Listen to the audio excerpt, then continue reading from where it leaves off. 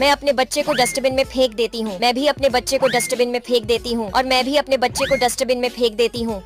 ओए पागल लड़कियों, तुमने अपने बच्चों को डस्टबिन में क्यों फेंका? ये हमारे बच्चों के रूप में राक्षस हैं। रुको, मैं अभी चेक करता हूँ। रोबोट बेटा जल्दी आके चेक करो। अरे हाँ, ये तो सच में राक्षस है, तुम जा सकती हो। अरे हाँ, ये भी राक्षस है, तुम भी जा सकती हो।